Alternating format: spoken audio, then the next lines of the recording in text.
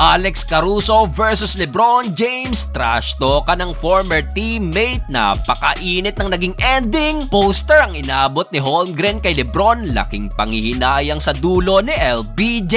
So okay, si Thunder versus Los Angeles Lakers. Parehong walang superstar ng both teams na si Luka at SGA. Well, opening quarter, kumana agad ng 3 si Jake LaRavia na right away binura din agad sa kabila ni Holmgren. First basket naman ni LeBron James mula sa kanyang left-handed floater na nasundan pa ng wing 3-pointer ni Marcus Smart. Isaiah Hartenstein naman versus Ayton. Tinirahan lang ng hook shot si DA pero may bawi agad si Ayton na libre naman sa kanyang two-handed dunk. Matapos yan, Austin Reeves pinaglaruan ng depensa ni Lu Dort. Turnaround fadeaway jumper kaso may bawi na naman sa kabila. Pinoster si AR ni Jalen Williams and one. Luke Kennard naman off the bench. Heto't first attempt, pasok na naman agad. Pull up back 3-pointer. Approved na naman yan kay Luka na patayo si Doncic sa ginawa ng kanyang tukayo na si Luke. Austin Reeves aggressive pa rin and one pull-up jumper kaso Isaiah Joe off the bench. Mainit na pumukol naman ang tatlong sunod na 3-point shot pero still aggressive pa rin si AR. Napaka-explosive splitting the defense sabay posterize sa kanyang defender. 30-31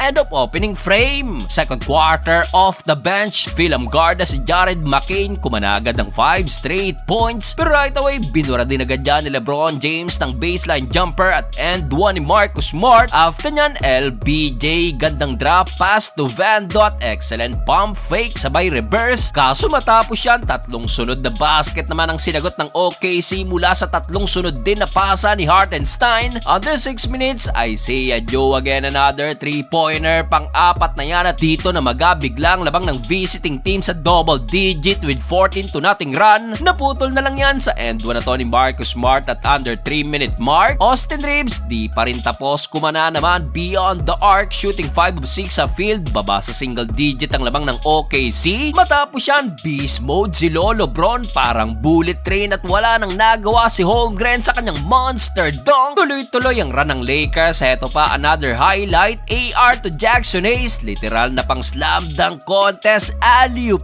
dunk. Baba na lang sa apat yan kaso Lu Dort at Jalen Williams sumagot ng 5 straight points sa dulo. 58-67 halftime. Start of the third quarter, Marcus Smart pumukol agad ng wing 3-pointer at LBJ binuli ang depensa ni Jalen Williams at under 8 minutes. LeBron James nahanap pa sa corner si LaRavia, no look, baba na lang sa tatlong labang ng OKC. 73-76. Under 7 minutes, LBJ again binigay na ang labang sa Lakers. Another bully ball play for LeBron. Halimaw si Lolo Bron this quarter, takeover mode sa ilalim na meron ng 18 points at dahil kay LBJ pumalo na ang biggest lead ng Lakers sa 77-85. Kaso pag upo ni LBJ, nakabawi na naman ang run ng OKC courtesy of Jalen Williams. Yung 8-point lead ng Lakers mabilis na natunaw at nakalamang pa ang visiting team sa tres na to ni Caruso. 93-91 end of third period. Fourth and final quarter, binawi agad ng Lakers ang lamang sa tres na to ni Marcus Smart. Alex Caruso bumawi agad ng 5 straight points, 98-94. Buti na lang to the rescue agad si Smart sa kanyang another 3-pointer at LBJ. Dito dino-double team na sa ilalim ng dalawang best defender ng OKC na si Caruso at Lu Dort. Daming pagkakataon ng Lakers this quarter pero daming minintis sa labas ni LaRavia. Masama niyan, nakapitalize pa yan ng Thunder at under 3 minutes. Umabante na ulit ang visiting team ng 8 points, 109-108. Dito nagkainitan pa ang former best friend at teammate na si LeBron at Alex Caruso pero nabuhayan pa sa dulo ang Lakers dahil sa dunk na to ni LeBron. 111-108. Kaso sa kabila naman, J-Dub binuhat na rin ang OKC sa huli. Sayang at di na nakabawi pa ang Los Angeles Lakers.